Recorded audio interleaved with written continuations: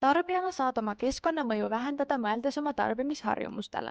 Liigse pakendamise, läbimõtlematult tehtud netiostude, emotsiooniostude tagasisaatmine ning äraviskamisele mineva toidukauba vähendamine on selleks lihtsamad viisid.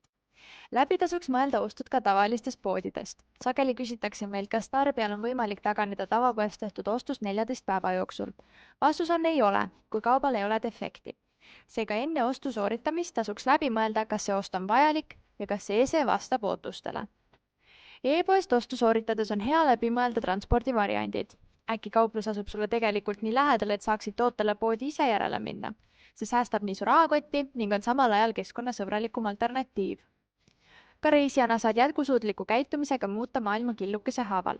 Näiteks ei pea pardakaarti tingimata välja printima, vaid seda saab kasutada ka digitaalselt mobiiltelefonist või eelistades lühimaalendude asemel rongi või bussi. Kui siiski pead lendama lennukiga, siis tea, et otselend ei ole mitte ainult sulle mugav, vaid on jätkulendudega võrreldes ka keskkonnasäästlikum.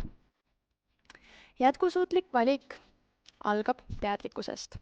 Tea, et Euroopa Liidu ametlik ökomärgis on tähis, mis antakse toodetele ja teenustele, mis vastavad rangetele keskkonnastandarditele.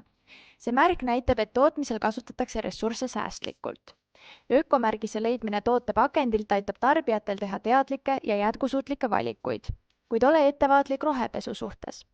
See tähendab, et ettevõtted üritavad oma tooteid kuvada keskkonnasõbralikumana, kui need tegelikult on. Kui toote kohta on liiga üldised väited või puudub täpne info, võib see olla rohepesu märgiks. Väldi samuti dropshippingut, sest siis saadetakse tooted sageli eri riikidest, mis tähendab, et tarbijatele saadetakse kaupa erinevatelt tarnijatelt, mis suurendab süsiniku jalajälge.